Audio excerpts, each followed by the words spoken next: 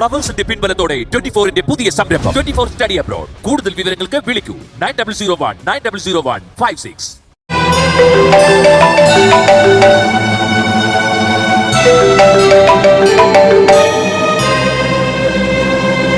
Hello പ്രഭേ, അവനുണ്ടോ അവിടെ? പുന്നാര അനിയൻ ത്യാഗരാജൻ. എന്താ പ്രഭേ?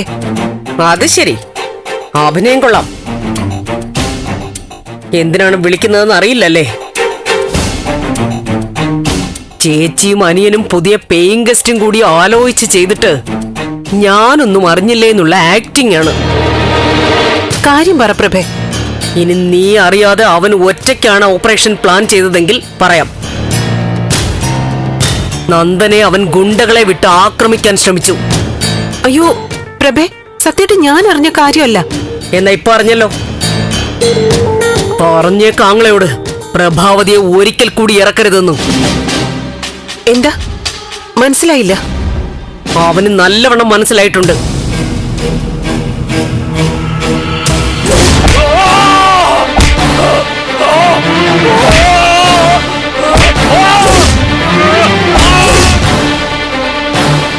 കുറെ ദിവസം കഷായം കുടിച്ച് അവൻ പൊതച്ചുമൂടി കിടന്നത് ഓർമ്മയുണ്ടോ? ഞങ്ങളൊക്കെ അന്വേഷിച്ച് വന്നിരുന്നില്ലേ ആ കിടപ്പ് കാണാൻ വേണ്ടി? അത് അവനെ ഇടിച്ചവന്റെ ചോര തുപ്പിച്ചതിന്റെ റിയാക്ഷനാ. അതോടെ അവനൊന്ന് ശാന്തനായി. ഞാൻ ഇറങ്ങിയതാ. എനിക്കും ആളുണ്ട്. തോക്കെന്നും വെടിയെന്നും ഒക്കെ പറഞ്ഞുകൊണ്ട് നടന്നിരുന്ന അവന് നല്ല ഇടി കൊണ്ടപ്പോ തിരിച്ചറിവ് വന്നു. പ്രഭേ, ഈ പറയുന്നൊക്കെ സത്യാണോ? അത് അവനോട് ചോദിച്ചാ മതി.